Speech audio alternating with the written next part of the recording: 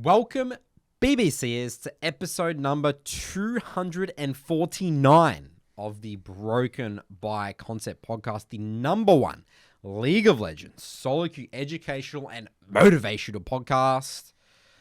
Charlie, ADC coach, me, jungle coach. Curtis is a mid lane coach, and Curtis is going to be starting the episode today. Curtis, what are we starting with today for our SoloQ educational podcast? Okay, diving straight in. Froxon, we're going to be reading a tweet from Froxon, right? Froxon, the lead gameplay designer.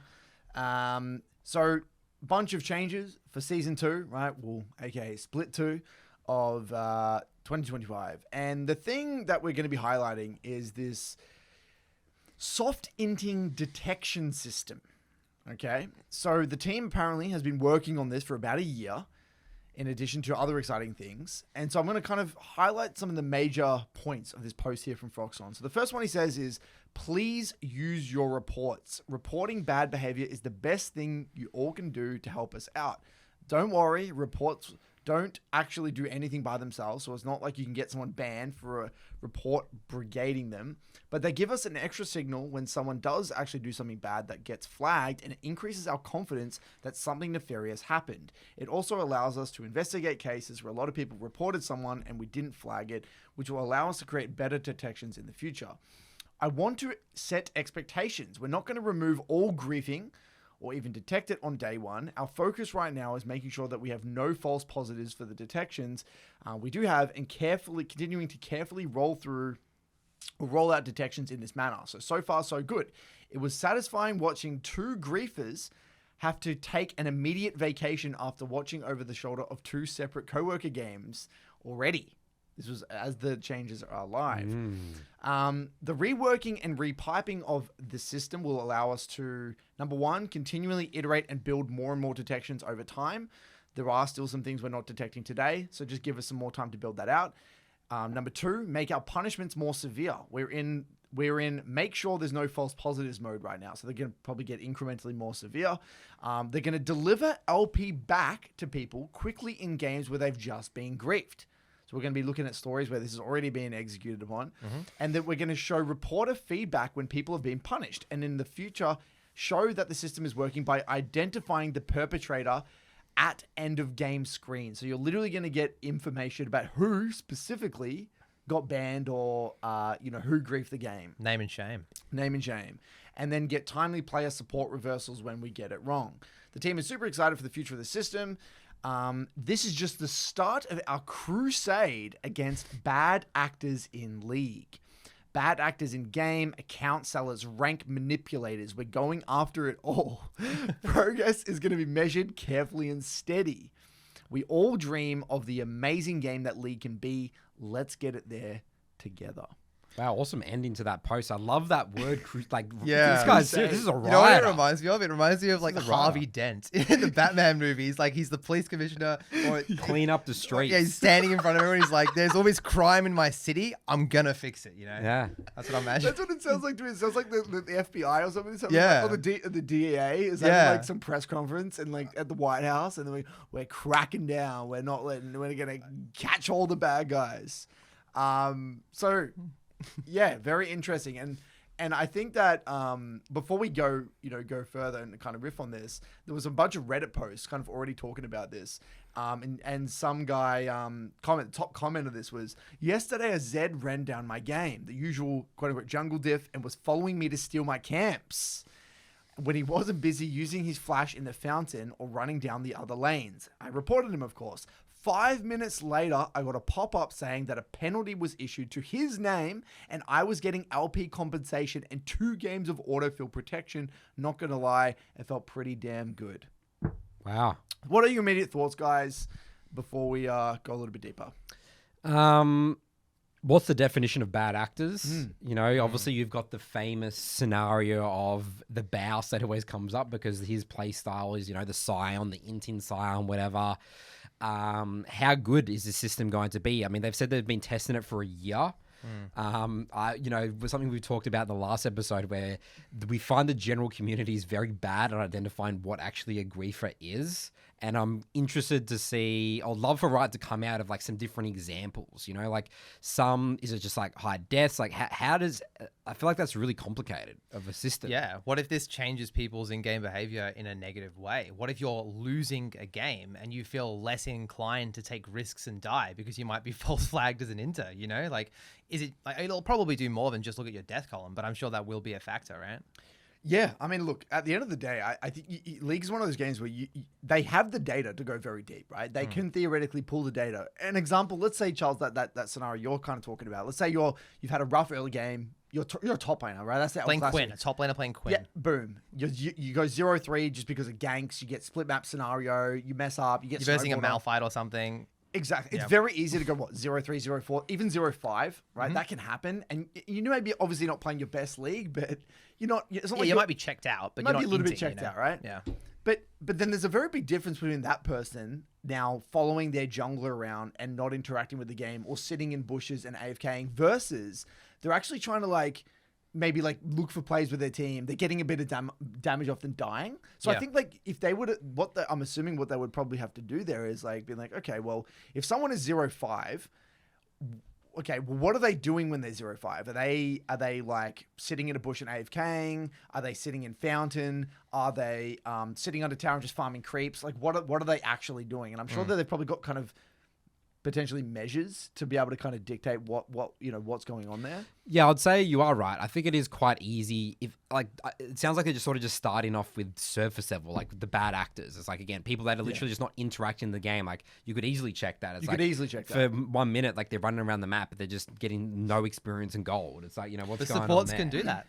What about a bard? Well, then it would be, specific or whatever it is, right? At the end of the day, he'll still probably be doing damage, I assume, at some points, right? So as you said, it's could be based on damage or whatever it is, right? Let's say, again, obvious scenarios where there's no damage and there's no experience and gold going. I think that Riot putting their attention to this, cleaning up the ranked experience is really important, I think. So I really like that they put in their effort, and it seems like they're really serious about this based on the way Froxon was ending that post. I think it's really good. I think it's, in terms of other games, this is sort of a first, cracking down. This sounds like very sophisticated system over a year. The writers are on board. They're literally testing it with co-workers and stuff. Yeah, I think it's really cool. Yeah, I think if we're to believe what Reddit is saying as well, a lot of people quit the game because of the problems with ranked and because of their fellow players not taking it as seriously as maybe they want to, right? So, yeah, Riot are a smart company. They're probably doing this because it's going to increase the player base. Retention. That's what they want. Probably retention of the player Yeah, base, exactly. Right? Not necessarily getting new people in, but stopping people from quitting. Yeah. Well, this is the thing, right? I'm very fascinated about this because, okay, so I think that we know that, we've seen just from people we work with is that there's probably not as many trolls and inters and things or griefers as many people say there are. But at the same time, when you do have an inter or a griefer, it's a very painful experience and it is a giant waste of time. It sucks. You lose LP and it is a very miserable experience. So that painful experience outweighs all of the past days of positives that you've had. It can ruin, for some people, entire, blocks of games for them, emotionally, right? Even though that's not logical, that is the case, right? Yeah. You have the classic scenario where it's okay, play, a 3-block. First game, play, really, really well, make a couple of mistakes, lose the game. Second game, I, sort of have an average game or whatever. I clearly lose the game for my team. So, okay, I want to get back. I want to make it up for that. And then the third game, just absolute griefer into 0-3 block, really frustrated to end the block. And then that's so demoralizing. Yeah, exactly right. And that's when people lose their mind. So there's two aspects. It's interesting because there's two ways they're tackling this. They're tackling this by, or three, right? You've got, they're actually increasing detection of the griefers, right? So by whatever means they're going to do that. They're also refunding LP. That's actually really big. which is really, which I guess for people that's huge. So it's like, okay, Getting the LP back after losing will actually feel better as if you never lost it in the first place, because you get that dopamine, like, oh my god, and you're literally gaining LP. and you literally see the name of the person that is getting punished. And I think that's actually something that they should have done a while ago.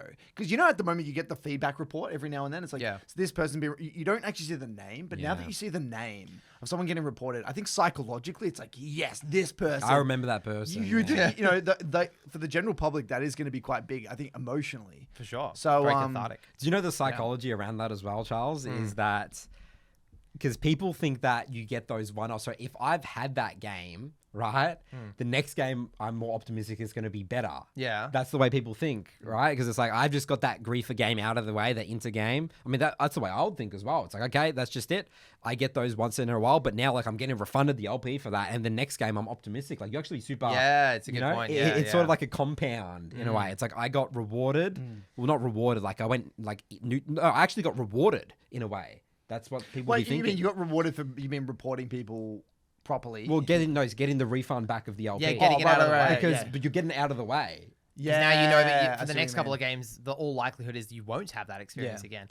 Also, everything when we always talk about, like, you exist on your team, not on the enemy team. So the likelihood of there being a bad actor on the enemy team, like, you still get the free LP when there's a guy on the enemy team doing it, but you don't lose LP when it's on your team. So technically, those who behave well should be just getting more wins. Accelerating quickly through the ranks. That makes sense, doesn't it? Yeah. And so the other thing as well, it makes people hopefully incentivized to take the reporting more seriously. Because this is, if we're going to speak, frankly here, I think the report system is not used properly by a lot of I don't really report anyone. I probably reported like 3 people in like 10 years of playing the game. Yeah, but I think you're a bit of an outlier. I'm a bit of an outlier. Because you're just like, go next. Yeah, I'm ready to go next. You disconnect from it. You disconnect. Well, that's your way of, dealing with that. You're not really, you just want to go forget that game or that guy existed and move on to the next game. I'll probably still struggle with all these changes still. I'll probably forget, But the reality of the average person, right? You get 2 parts of it. You get people that are really going to take their time to write out a message, be like, this person, should get banned for X, Y, Z reason.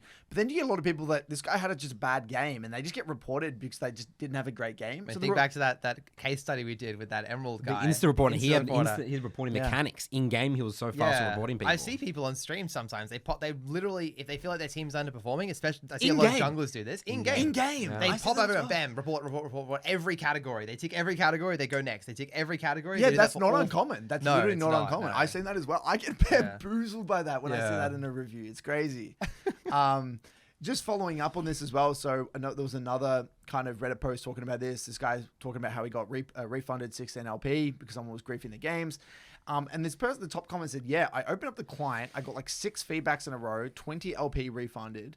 But the best part of this update is the name shaming when you receive feedbacks. I don't think anyone is going to complain about it. And I can finally feel good when I recognize who's going to be banned or at least warned. So yeah, I mean, the community seems absolutely stoked and over the moon about this. And it's one of the comments. Imagine how many players they could have not lost by doing this 5 years ago. So this ties into it's going to be interesting from a data perspective from Riot, right? Thinking about, is this actually going to increase retention?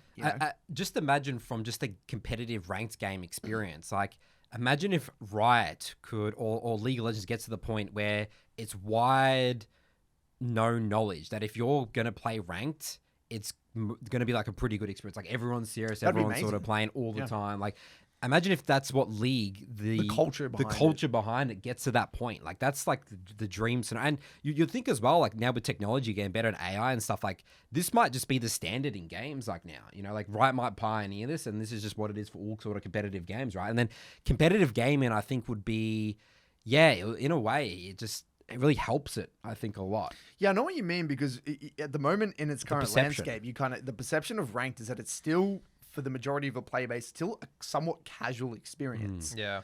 Right? And that's where you got this giant divide in the community, right? Where you got people that really take rank seriously. They're trying to climb the ladder. They're trying to min-max their time on the Rift every single game. And then you get people that kind of go in, they want to win. It's not that they want to lose, but they don't really care. And they're kind of using ranked as like a proxy normal game, in a way. And it's like, well, ranked is kind of like more fun than normals because people are trying more and the games are just more high quality. And there's stakes. And the stakes at play. Exactly. So it kind of makes it, you're more incentivized to just kind of try, but they're still not really kind of viewing it as a proper competitive experience, because at the end of the day, they're still just playing it kind of quote unquote for fun. And they're not really incentivized because they're going to be thinking to themselves, why should I try that hard when X person's not going to try that hard as well, right? It's the culture behind it. Exactly right. Yeah. So yeah, maybe there's a dream out there, that we all see where there's like, what, ranked is actually a very kind of brutal, intense, kind of hyper competitive environment.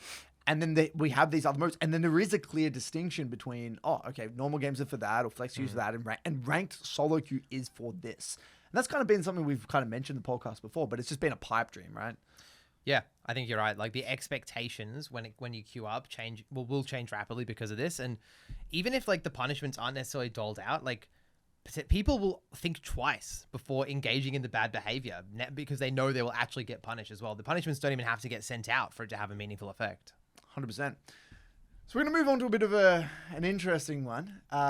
So basically, I'm going to read this one out very quickly. So the question was, what would you tell your teammates before every game? And this person was basically in a solo queue lobby, and this person linked a YouTube video which tells the team that he is in their champion select and has a strategy where he wants to play for grubs. First set with his top laner, and this is when there was the double rotation of the grubs, and then the second set as a 5-man. He claims that this strategy he has come up with will increase the likelihood that his team will win the game. So what we'll do, we'll play out the video, and then we can maybe analyze. So he links this in Jam Select. This is in Jam Select, and we've seen this before. People do this in solo queue. They link like sometimes a slideshow or a PowerPoint or a document. So we'll play this one out and we'll analyze it. Hi there, my name is Johnny. Nice to meet you. I only have like a minute and a half until the champion select is gone, so I'm gonna have to be quick. If you're here, it means that we got mashed up into the same champion select, so we might be partners for the next half an hour or so. I came up with a strategy where I can help us win more games. So my strategy is the void grabs. Pretty much, if you're the team who has the most of void grabs, you're gonna have a bigger chance to win. Easy as that. My strategy is the first set we're gonna have to regroup mid and top. That will be helpful. Then on the second set, even if we end up making the first set or not, we're gonna have to get the whole team together at the second set of void grabs. I think that's gonna increase our win rate. If we lose the voids, we're gonna have our win rate reduced to 40%, so that's gonna be no good. But that's my time. Other advice: you stay focused, don't flame, never surrender, and I'll see you in the game. That's so cool. That's like, okay, I'll tell you why this is cool. I like this He's a lot. humanized himself. Yes. That's so cool. This is what I want to see more from the League community. Yeah. So wholesome, don't you think? He was like, he's just trying to win, So, dude. so people have done slideshow versions of this. Like, people say like, this is like my slideshow PowerPoint and stuff. And that's gotten pretty a bit viral and stuff like that. But this is the next step where we see the face and this is like a real person. Yeah.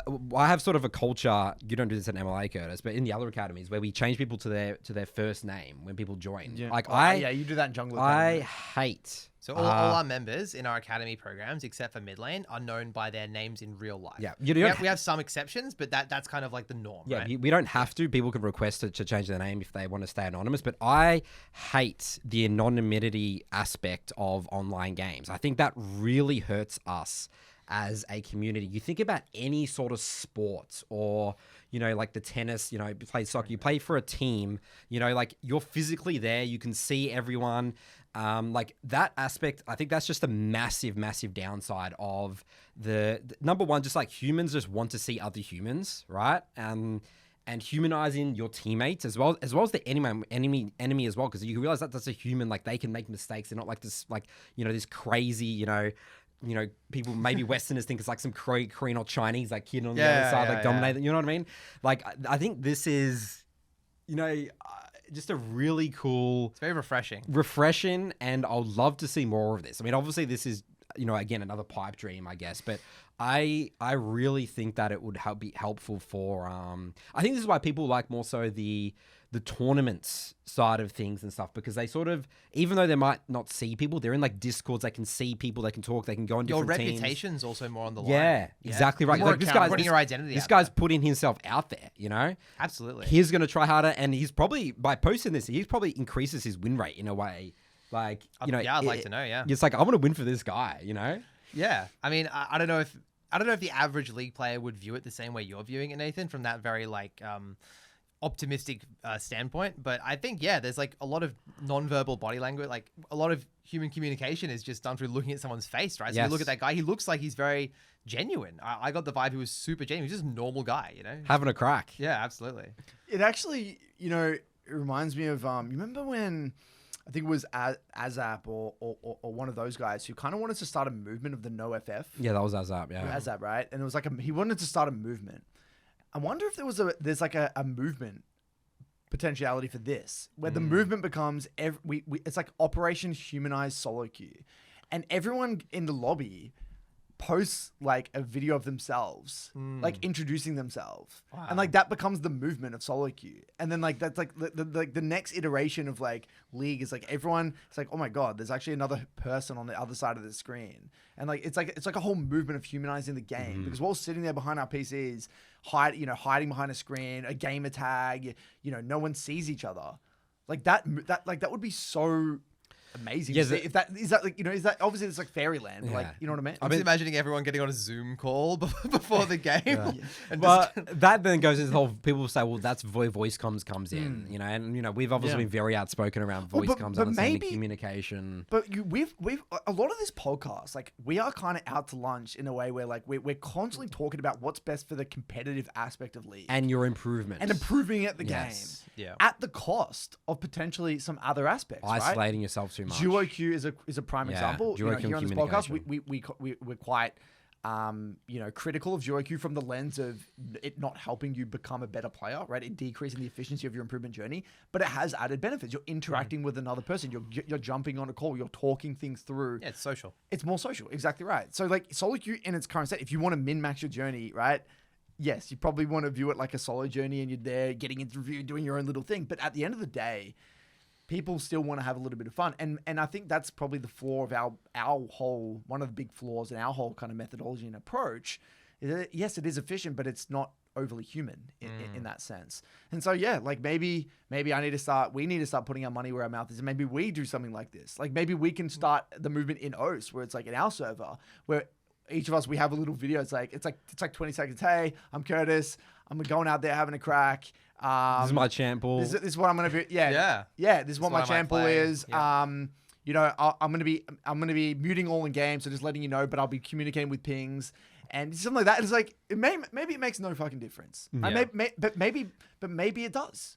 You could put your team at ease a bit. I actually have an interesting thought on this, which is like when you guys are in the lobby, or it doesn't happen in the lobby anymore, but in the load screen, you almost do this by default. Like when someone sees Nathan Mott loading into the game, they kind of are visualizing this person of Nathan and your behaviors and your ideals and how you might conduct yourself, positive and negative.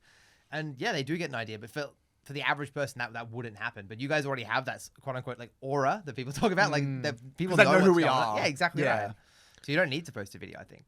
Everyone knows how Coach Curtis is going to operate. Yeah. But at the same time, though, like if we wanted to start a movement, Yeah, it could be a lead by example. you for lead sure. by example. Like someone's got to do it, right? Yeah, that's right. Like maybe it's just naive to think that it's even a possibility, but because when I love how your take on this as well, Nathan, because it's not even about what he says. No. Who No, gives the a shit? content's irrelevant. The content's Yeah, irrelevant, yeah. right? Grubs, it depends if we have prior. It depends on the game, right? Who knows? We're not going to just randomly just fight got- second rotation of Grubs, right? Or like that means no difference. Yeah. It's more about like the fact that he's going out there. He's like, try your best. Have it. What do you say? Like, Never surrender. never surrender, don't flame, and then that's it. Let's And do it's our like, best, Do yeah. our best. I'm like, okay, cool. Let's do it. Yeah.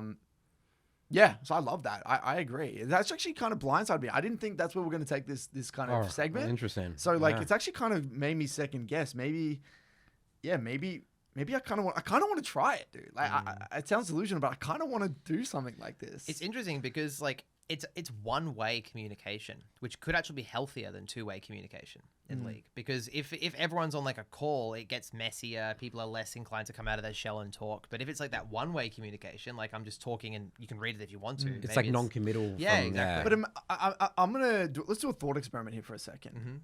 This is completely delusional, but let's say hypothetically we start a movement, and like let's say people start posting videos in the chat. That becomes the norm. Like at least 1 or 2 people are doing that every lobby, right? And it spreads everywhere. Yep.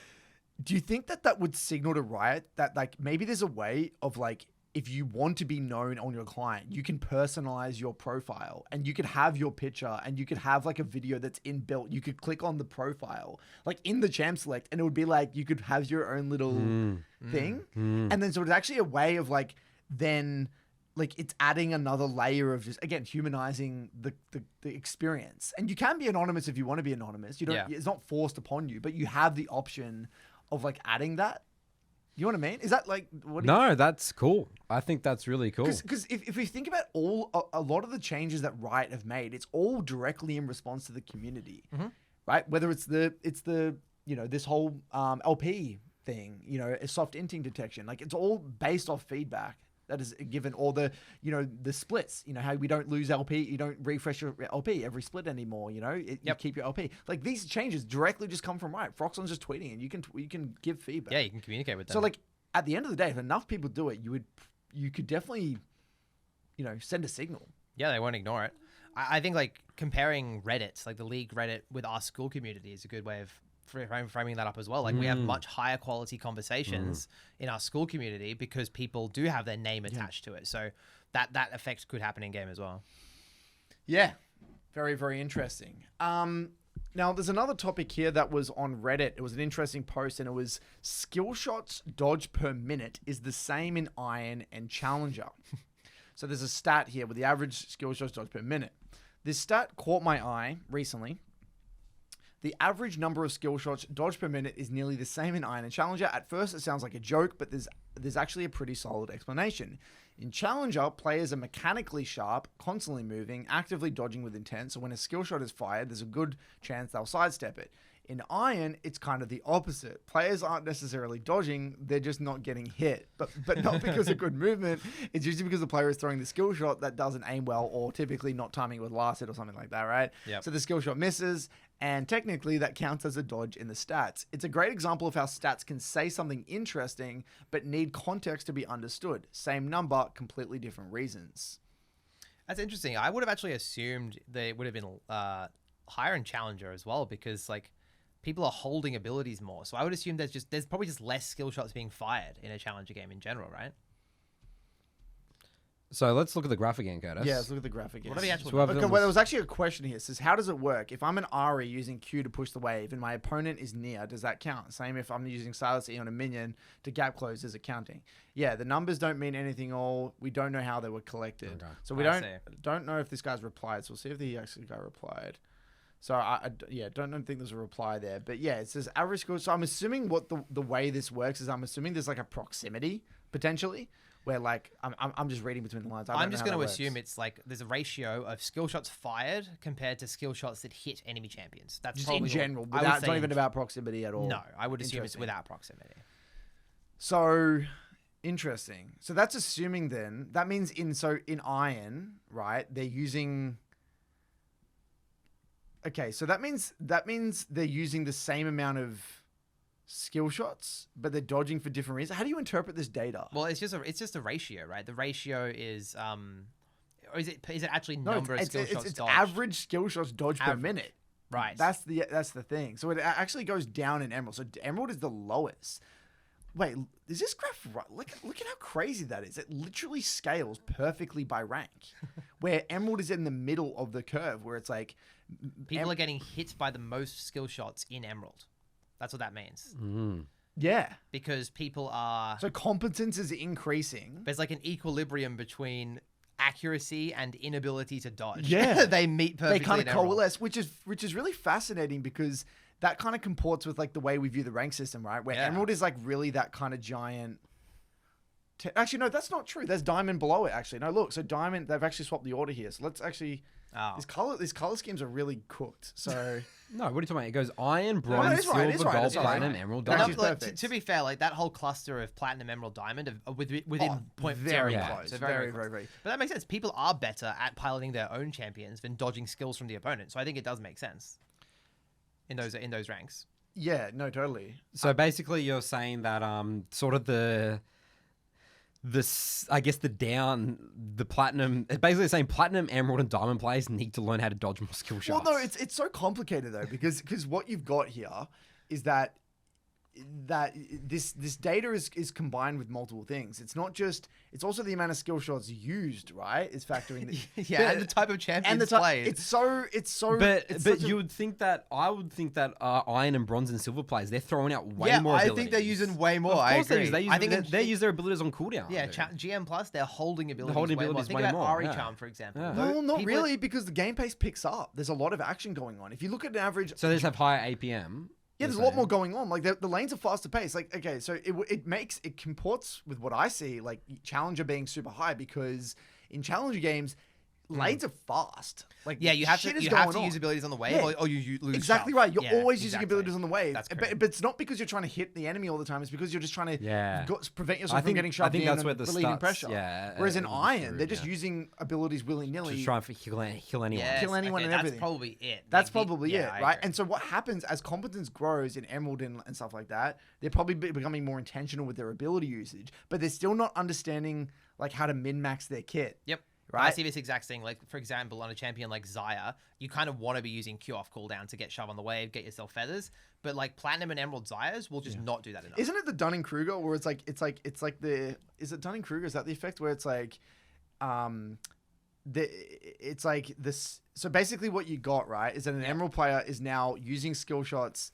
Yeah, I know what you're gonna say. Yeah. It's like, so at the bottom of the curve, you've got like spams abilities, and in the middle, you've got like holds abilities with intent, and then at the top, you've got spams abilities. Yeah. The data's the same. It's but, like- that bell curve. It's that meme. Yeah. It's the meme, yeah. You've got like the Neanderthal on the Yeah. left. And then like the Giga Chat or like in the middle you've got like the Like the pleb. raging. No, you got like the raging like Yeah, the angry. yeah, the angry and that's or what whatever. Dunning-Kruger in the middle, where you think you understand. Yeah, Yeah. you think you understand it. And Yeah. then on the other side you got the sage. The way sage is doing the exact same thing as the iron player. Yeah. Yeah, Just- but for completely different reasons, reasons. yeah. Exactly right. It's they a u- Bruce Lee quote, you know. It's a punch is a punch is more than a punch is just a punch. At the highest level, you are just doing the thing, you know, you're executing. It's also like when you see, it's like an example in League, let's say like a laner roaming, right? From mid, it's just an example. You have someone in Iron like roaming, and they impacting the map of roaming, but it's complete coin flip. They don't really know why they're doing it. They're just roaming.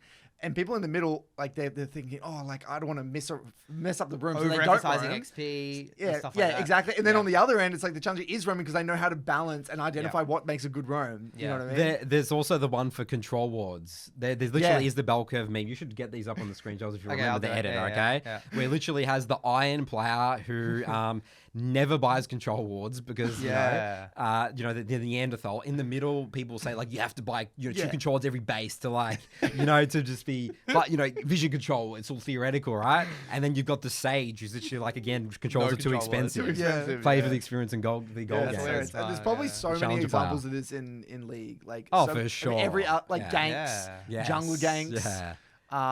Like 80 carry, probably like what would you say? What's an example of this you see? in Well, you 80 can even carry? talk about this in terms of skill shots. Like people say, like in Emerald and Platinum and Diamond, people predict dodges with skill shots. Like if I throw an SoloQ, I'll throw it slightly behind you because I think you're going to dodge into it. But in Challenger, I know you know that, so I'm just going to run in a straight line and dodge it. So it's the same thing. Yeah, that's a good point. Yeah, there's a really interesting. I remember this very specific interaction. I just want to share it really quickly.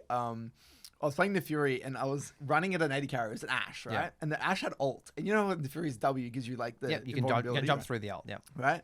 So I ran at this Ash, like just trying to make myself look like an absolute Neanderthal. Like, Yeah. I'm not going to use my W. So I literally run in a straight line. I just throw my Q. I don't even use my W. And then randomly just like intuition, I'm just press it at a random time. Yeah.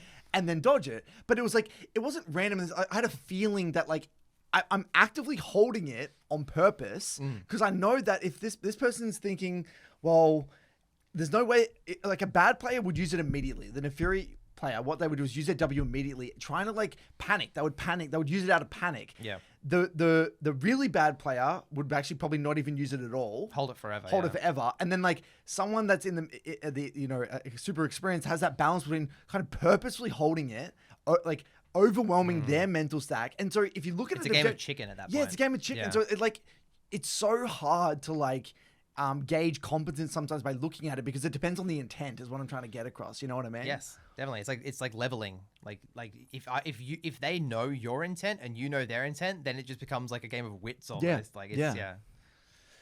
So, yeah, fascinating. I think we just go ahead and go straight into Skool. So this Skool post here is from Logan, titled "Owning a Pony Metaphor." We love our metaphors in this podcast. So This is Pony an metaphor. excellent metaphor. if you want to get on the podcast, give us banger League of Legends metaphors. Let's hear it.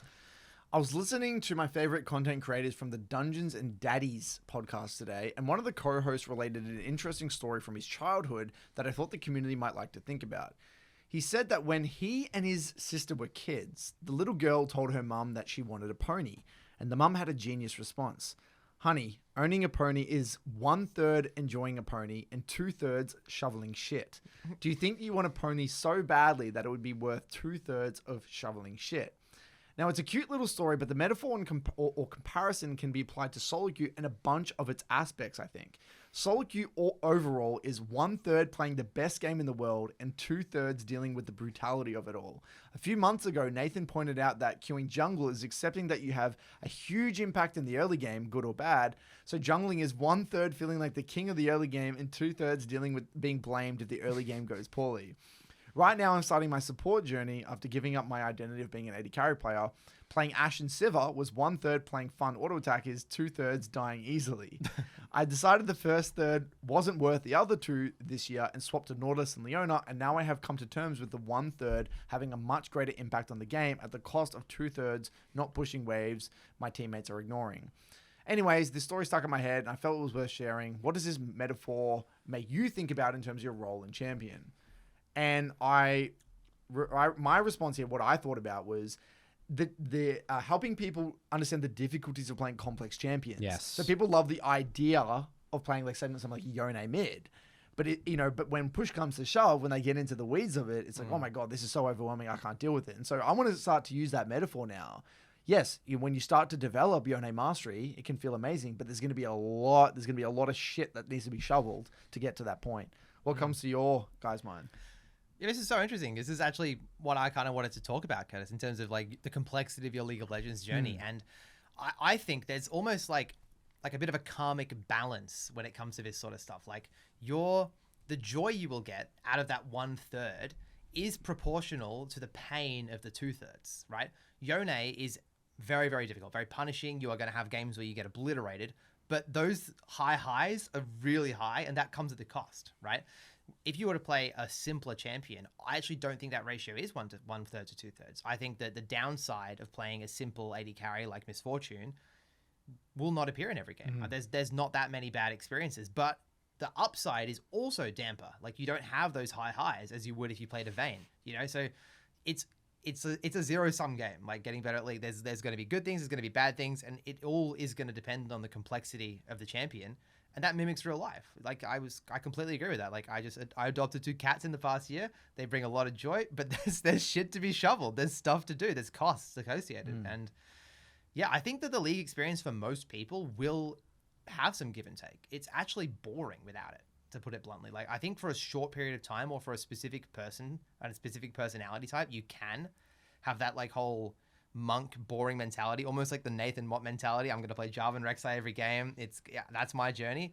I would say that most people aren't like that. Most people want the little risk reward, they want that excitement. Yeah, I think this analogy, I think nothing is like worth doing unless it's a 1/3 to 2/3 ratio. Like, okay, that's a pretty broad general statement. It's like watching I'm not going to drink this anymore. There's no 2/3 yeah. I mean, like especially when it comes to competition. I think you're right. Like the pain of losing Yes. is twice the feeling is the joy of winning. 100%. Because if it was all sunshine and like I always say with League, if League was all sunshine and rainbows, no one ever lost LP. Everyone only gained LP. It would be the worst competitive game. Everyone would complain about it. Compared to now, it's like people were saying, grief and all that sort of stuff lose LP because you have that as again that upside. So I didn't think of it that way that much, but yeah, I think that's the human experience. I always say that word. It's like things that are 1/3. Great, 2/3 just absolutely brutal is the most beautiful things in our world. Think about this in terms of real life, right? Let's say you have this life where you wake up, you have the same thing for breakfast every day. You go, you do your job. Let's say you don't have a relationship, you don't have any pets. You come home to your very boring normal house and you just go to sleep at night. You have the same dinner. You wake up, you do the whole thing every day. That lacks complexity. It's very consistent. It's going to get you through life. You might even like make some money and be somewhat successful, but like, where's the joy in that? You know what I mean? And that kind of can be applied to League as well, where if you don't want to remove all complexity is fun. Yeah, no, I totally. And I think that the beauty of the League journey is that you have to kind of have these kind of moments like this guy. Like he was initially an 80 carry player, and for him, he had to have the tough realization that, you know what, that 1/3 wasn't worth it for me. Mm-hmm. But, and at the end of the day, a lot of us are probably, it's going to take a while to find what is worth it. We're not just going to randomly stumble on the perfect champion, the perfect process, the perfect thing, and then I've got it, I've nailed it, and that's what it's going to take time to figure that out. And I think it's okay to mess around a little bit. It might take you 2 years of playing League to really understand what you enjoy about League and what you find worth it. But yeah, I love what you say, Charlie, as well. Like, Vayne or Draven would be a great example, right? When you have that amazing Draven game and stars align and you develop that mastery, it can probably feel like the most fun you would ever have in the game. Mm-hmm. At the same time, there's a lot of shit that needs to be shoveled, right? Yes. But I think that kind of high, low, lows, and to what degree, that ratio, right? For Draven and Vayne, it's probably way different than it would be of an MF, right? Yep. That dampening effect that you've got there is highly personal. Right? Yeah. It's absolutely highly personal, and that's the great thing about League is that it has something for everyone. It's not like every champion is like a Draven, or every champ is like some complex Yone or something like that. There is something for everyone. So how does this relate to? I feel like this relates a lot to the champion mastery journey overall as well. Because we say, you've got to like enjoy the champion to improve it, but like applying this methodology, especially getting that phase, like you talked about your phase with Ari, like the 80 to 100 games or whatever. It's like people just want to just quit at that point, like it's just too hard. It's like, but if you get over that hump, like how do we? Yeah, so I see what you're trying. So what you're trying to say is like, how do you like? It takes sometimes so long to get to the point where it feels good that a lot of people are not even going to get to that point. And yeah, I'll be honest, but I think that's with every endeavor, right? You would say that, like I would say commonly that would be with an instrument. Think about how long it takes you to get competent enough to probably play, a full song, let's say on piano, super confidently and competently. It's not easy. If someone's never played piano before, you would have to learn. I would go even further. I would say, how long does it take you on learning the instrument before you can actually like freestyle and just like play? Yeah, and actually switch keys and just because for most of that time it would be like 0/3, like everything's just terrible. Yeah, there's no miserable enjoyment at all for significant periods of time. Well, same like with language. I think learning a language is, and there's so much shit that you have to get through. Like you're saying like one word or like very small, unpractical sentences. Until like, how long it's going to take you to get fluent and actually have a conversation with someone who's native. Yeah. It's like you're so far off. And so I think that's life. I don't think there is a cookie cutter formula there. And that's where I think you just got to be like, well, that's where I think it isn't rational.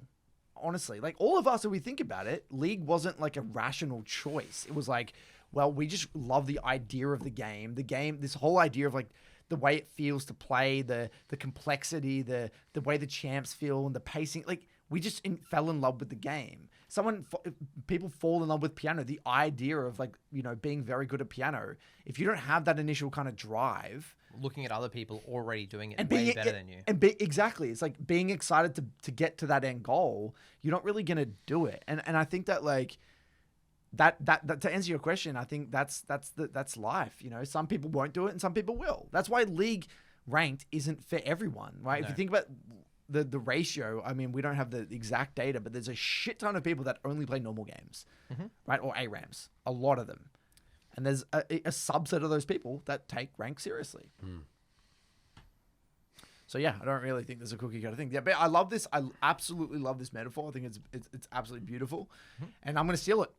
The thing I like the most about this is because he's acknowledging that the role swapping or the champ hopping or whatever isn't going to solve the problems. It's just going to present new problems. I love that mentality because like it's the opposite of the grass is greener mindset, right? He's just accepting that when he swaps, he's just going to get met with a whole new pile of shit, but it's going to be different shit this time. And then maybe that's going to be more bearable. Yeah, because exactly right. Because what a lot of people do is they think when they role swap or champ swap, there's not going to be any shit. problems. Exactly there's right. no shit. There's just, they found the fairyland where everything's going to be sunshine and rainbows. Exactly right. But he's very logical about it. 100%. I love that as well. It's a good point.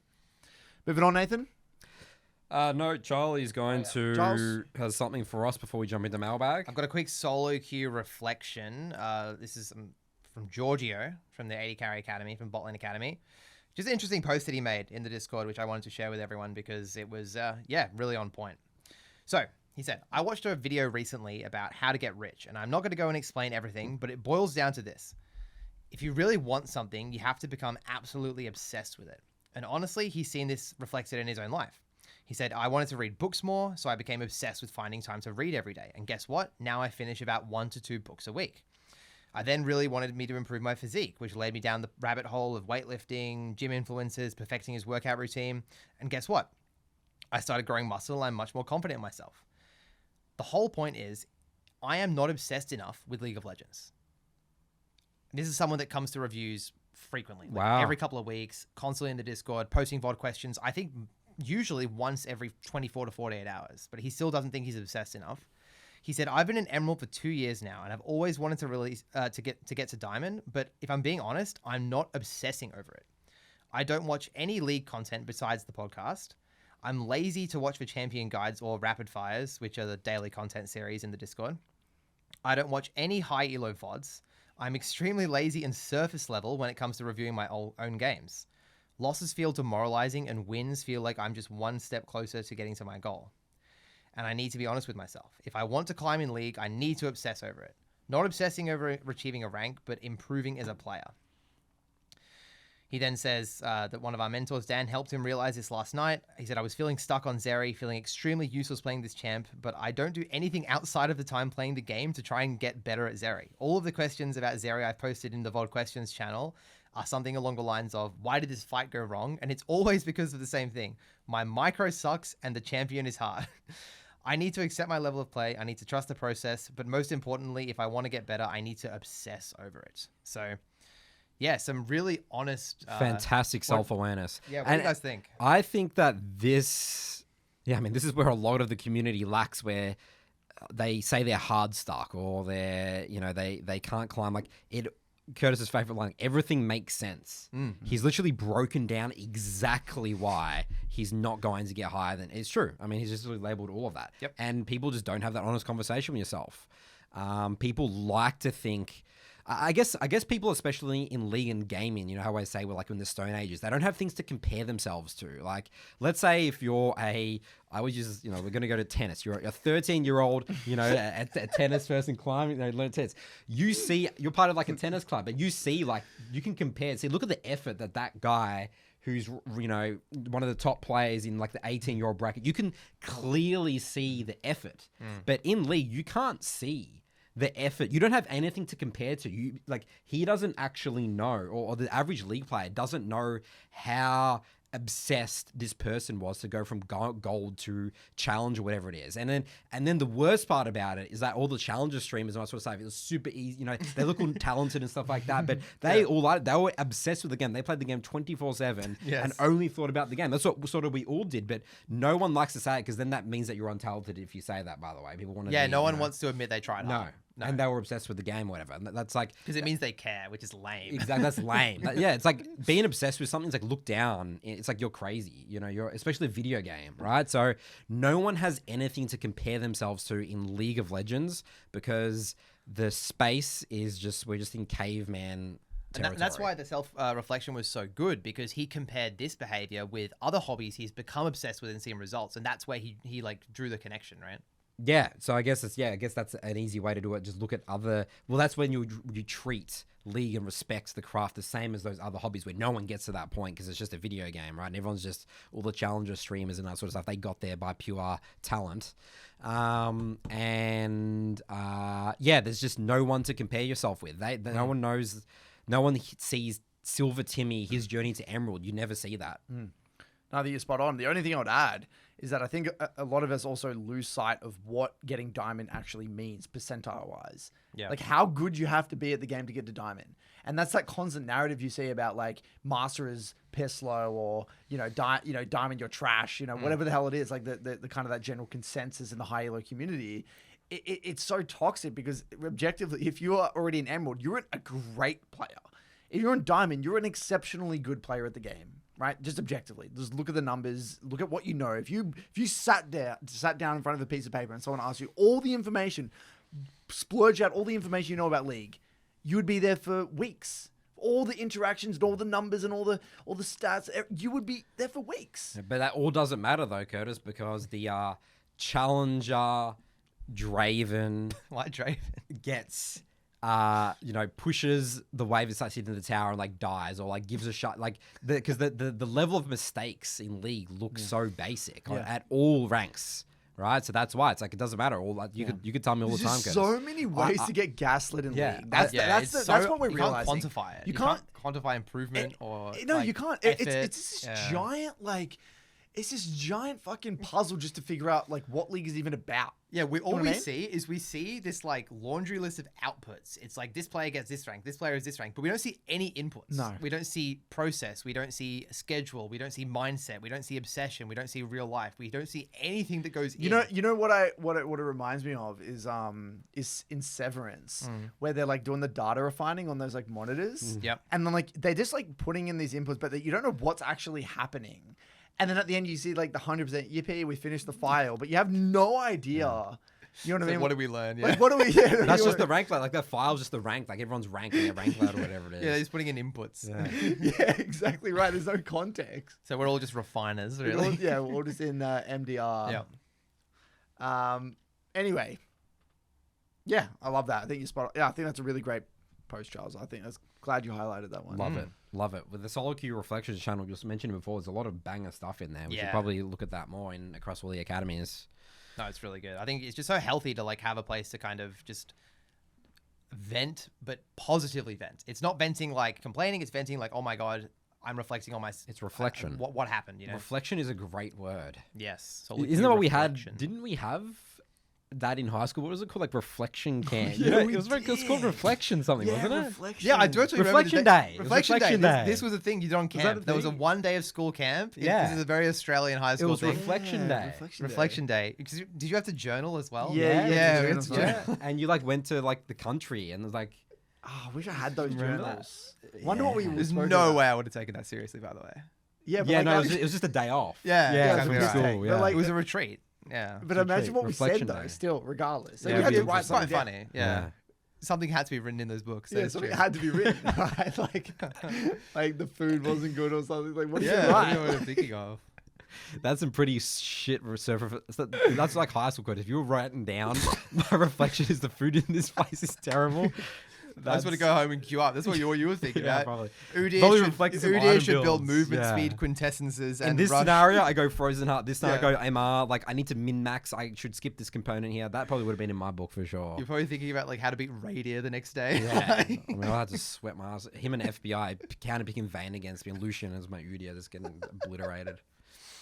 Okay, mailbag time. Away we go. Welcome back for Nathan's mailbag. Jingle, jingle, jingle song. Alrighty then. Our first question here comes from Pezza.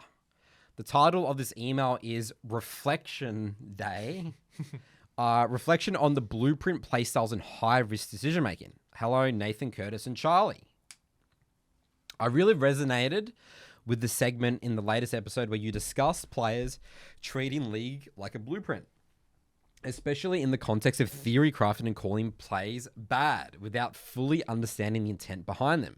The example Curtis brought up where the rank 1 Korean player drops 2 towers to win a Herald fight really stuck with me. That was Rank 1 Cannon. The Cannon. rank 1 Cannon. Yeah. He was like rank 8 at that Yeah. time. I think he's like rank 3 now or something. Wow. He's a European player, Yeah. right? Yeah. Boot camping. After listening, I've started to question my own approach to improvement. I think I might be one of those players who clings too highly to structure and theory.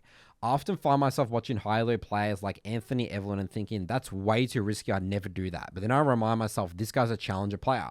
For instance, I watched a replay where Masters Evelyn starts Raptors with Sweeper and goes for a level 2 gank on Mundo. He linked the clip. Let's play the clip here. People are going to be like, what is going on with Evelyn players? Yes, this is an Evelyn here, starts Raptors and has Sweeper. Just watch it play out in full time. Okay. So here's Raptors. So he's level 1 with 4 CS. Sweeps, knows there's no ward. He doesn't even have W leveled. He's got leveled, an Evelyn. He flashes for the Mundo. Misses the Q. It's a fail gang. So, yeah, I could send Evelyn one trick watching this on YouTube. This is a challenger replays YouTube. So it's usually a game the guy pops off. And the Evelyn actually does end this game, like absolutely popping off even after that play. Yeah. Oops, like 8-1 or whatever it is. I'll chuck it up. Charles will chuck up the screen. So absolute psychopathic gameplay, right? It doesn't work. He falls behind, but it made me pause. This is a better player than me, and he's making what looks like a coin flip play. So now I'm asking, is this just another valid way to play high elo league? I've followed the more disciplined path, efficient clears, tempo-based decisions, like what a Gurren does, and it's gotten me to where I am, floating between high emerald and diamond. But should I start exploring more volatile or creative plays, or should I stay the course? Would love to hear thoughts on balancing structured improvement with creative, high-risk decision-making. Thanks. Keep up the good work, Pezza. Okay, so What do you tell junglers, Nathan? What do you tell your jungle students to do? So it's interesting looking at that clip saying, that play failed and he falls behind, but that guy still carries that game, that Evelyn player.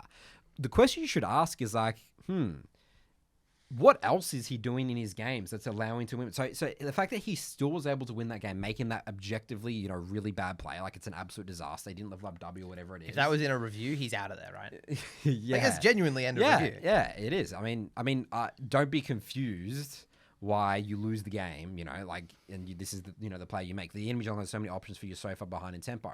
But, this is sort of just going to demonstrate. It's like, people say, even the question that you're asking here in a way, Pezza, should I be making more, creative plays or whatever it is? Like League, you don't win games by making creative plays or climb the ladder. It's all the little fundamentals, like little things like, okay, the way he used R that fight, or the way he dove the tower, dove and denied 3 waves. Like that's all fundamental stuff that I'm sure is still in the VOD, right?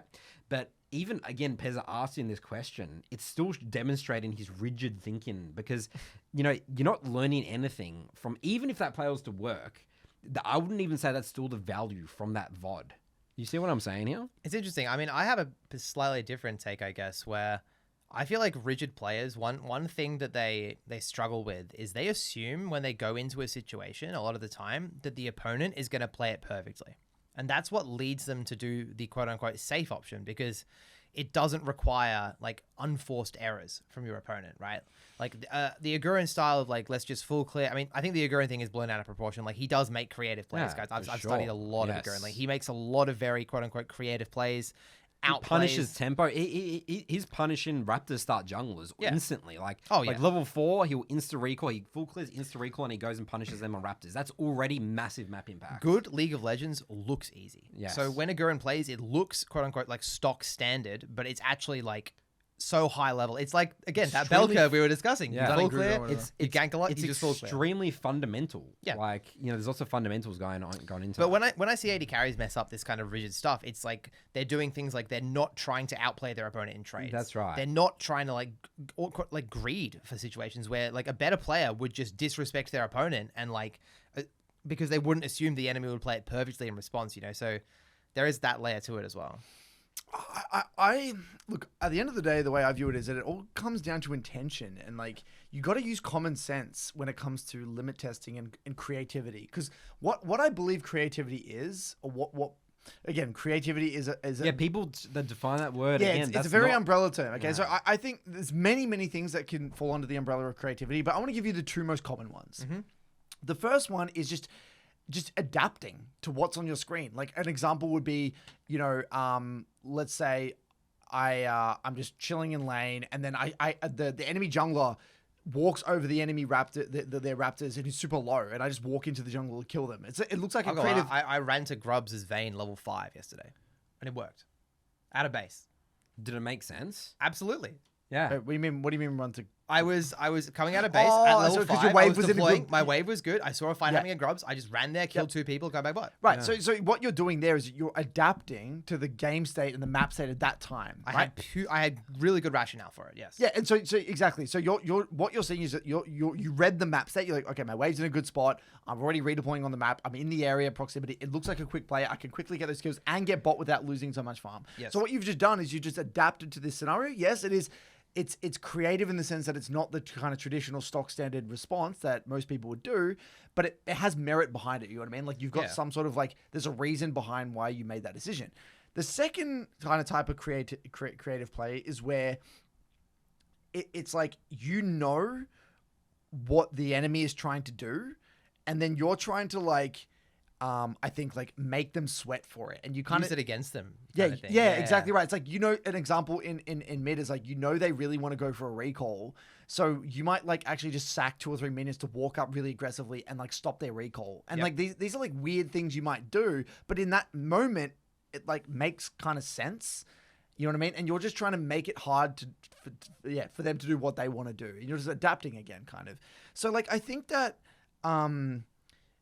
again, tying back to that bell curve, I think this ties in beautifully with the bell curve that we're talking about, is that there can be a jungle that ganks for a lane, or I roam, let's say I won't speak for junglers, but mid laner, I might go for a roam, and even though the roam looks low percentage, I know that it's actually worth it, even if it's low percentage, because of maybe the win condition or the way that I knew the enemy jungler couldn't be there, or there's some sort of information or reasoning behind making that play. But if someone else were to copy that play, and there's no reasoning behind it, it's objectively just a bad play. Yeah. You know what I mean? Again, it ties into the intention behind it. So I think that, so I think it's really, really hard to even talk about creativity at that stage of the journey. I don't think Emerald and Diamond is even really about creativity. No. It's even, I think it goes even further than that. You can break it down, Curtis, in terms of stages of the game.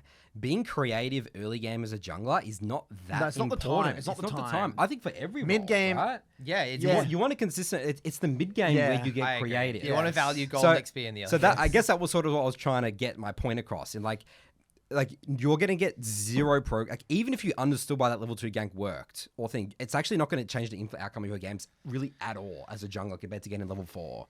No, exactly right. And I think you're right, because the early game, in a way, kind of plays out in a relatively rigid way. Yes. I mean, obviously there's complexity in trades and stuff like that, but for the most part, Especially for jungle pathing. yeah, jungle pathing is pretty stock standard. And something, whether a lane is gankable or not gankable, is not overly complicated. It's pretty, that stuff's doesn't really require a lot of creativity. It's only when the mid game rolls around and the map's opened up and then you can do everything, right? You could, as a jungler, you can hover a side lane, top laner, you could trade off a neutral, you can go for some crazy dive. There's so many plays you can make. That's where the creativity really comes into play. Because death timers are so much longer, you can deny more experience than gold. A level 2 gank, you're not denying really anything. Even that Kennen player, he wasn't overly creative with his lane. He was just taking really good trades. His creativity was more adapting to the mid game. I think his mid game was where it was a little bit more creative. That's where you get creative. That's where being creative in League and taking higher risk plays makes more sense. You don't do it in the early game. You'll have insanely especially as a jungler, wild, inconsistent results if you're playing like a psychopath in every early game. I would change the language from creative to open-minded. Like, I think it's And really... adaption. I like Curtis kept on using adaption. Yeah, you adapt to whatever's on your screen, right? Like, if you want to see the game and you want to see everything, you don't just want to see, like, the standard stuff. I think, like, you want to do your full clear, right, as your jungler, but if you notice that mid's melee matchup and they're heavy trading after you finish some camps, you might want to go hover. Is that not correct? Yeah, let's use a metaphor, because I think we're getting into the weeds of League, and I think we're getting a bit complicated here. So let's use a metaphor, an analogy, I think. So let's say that you drive home from work the exact same route every single day. Same route, if you follow this road, you're going to get home in like 10 minutes, right? But then maybe you notice up the road that there was someone had a crash and there's a traffic jam. So you can stay on that road. It's just going to be a lot slower. You might get home in maybe 15 minutes instead of the normal time. So you're like, oh my God, I can actually go this other route and save myself, a few minutes here. So what you're doing is that you could say that's a creative path back home. But in a way, all you're doing is you're just adapting to your circumstance. You know what I mean? That's kind of like, I think, where a lot of creativity is. This is the situation.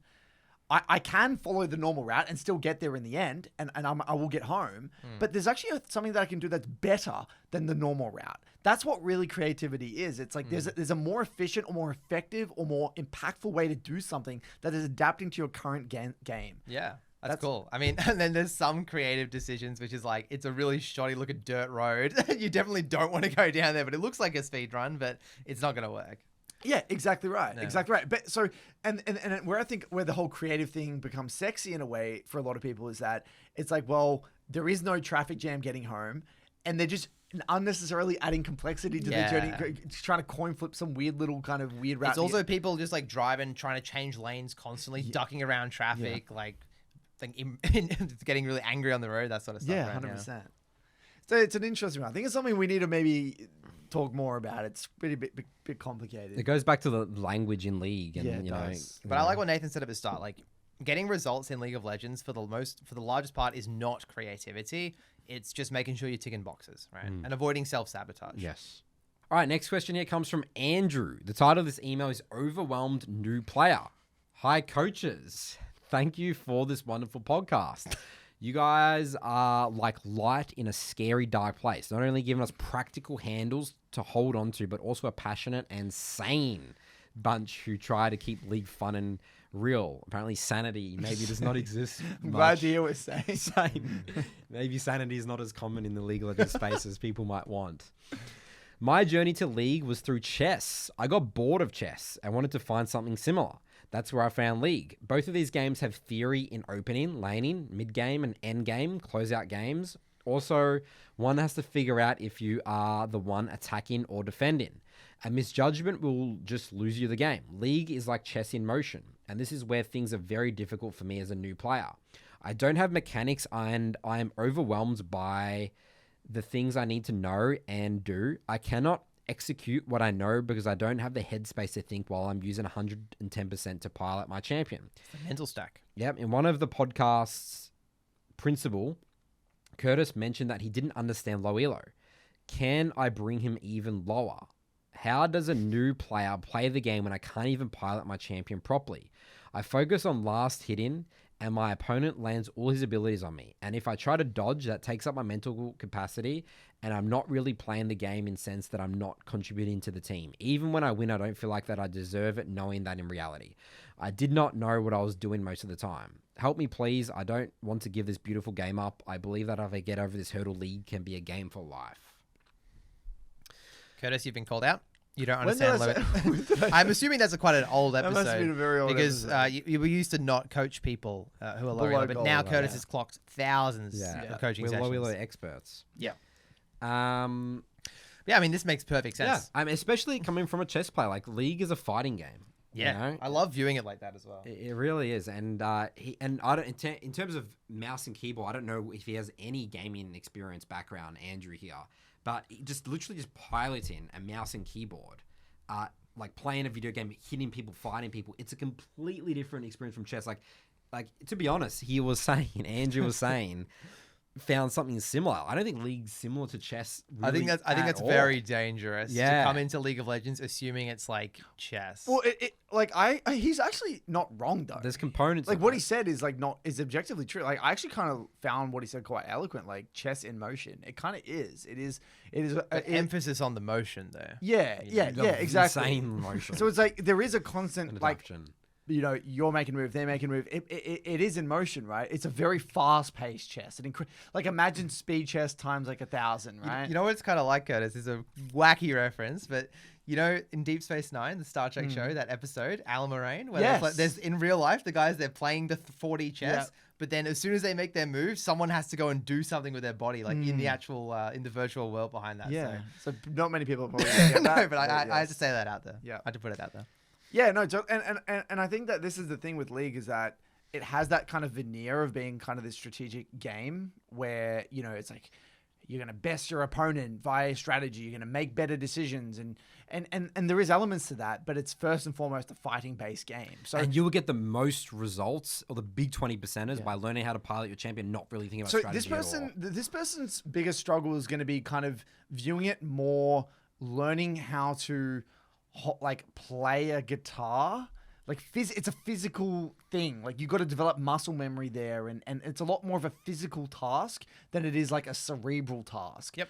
And then you develop the cerebral aspects of the game after you Yeah, develop the because kind of muscle he's memory. getting angry that he can't do the cerebral Yeah. things whilst piloting his champion. But you shouldn't even get angry at that part at all. Yeah, he should actually, for all intents and purposes, at the beginning, kind of remove that. Remove The cerebral. order needs to be reversed. You should Reversed. start from a pure execution mechanical standpoint and then layer in concepts over that. You can't start with concepts and then layer in execution. Exactly right. It doesn't work. So yeah, like I think this is the sort of player that you can tell, like once they've got over the hurdle of developing that muscle memory, respecting the mental stack, understanding what all the champions do, really relieve that mental burden, then yeah, they will probably really enjoy League because they can start thinking about, where do I want to move, win conditions, understanding my role in the game, and think about all the cerebral aspects of the game. But that comes later. That comes a little bit later. So it's about managing those expectations and respecting what the game of League really is. And so there's no fault of your own. I don't think, especially nowadays, it's not something that's like fully, not really well understood. Especially with Nathan making chess analogies every couple of weeks. Always That's true. referring to the Yeah. league as chess and poker, right? That's what you always talk about. Yeah. It's chess and it's poker like mentally, like at a Yeah, high mentally, level, it's yeah. poker. Like at a very very very high level, it's poker. But at an actual granular level, it's more like League's probably more like fucking soccer than it is poker. You know what I Who mean? even knows, man? It's like chess, but halfway through the match, I pick up and throw a piece at you, and you have to just dodge it. What about my tennis example? Tennis. All tennis. Nathan loves his tennis example. All right. Well, that's going to wrap up our podcast for today, everyone. Hopefully, everyone's enjoying the new season 2, the Blue Summoner's Rift. That's gonna It's take so ages. blue, by the way. What did you guys think when you played your first game? Like, Yeah. I loaded onto the Rift. I'm like, what on earth am I looking at? Like, It was intense. Again, it's the happy place. We're in the happy. it does feel happy. I agree. Good work, guys. 3-block process improvement. We'll see you guys next week.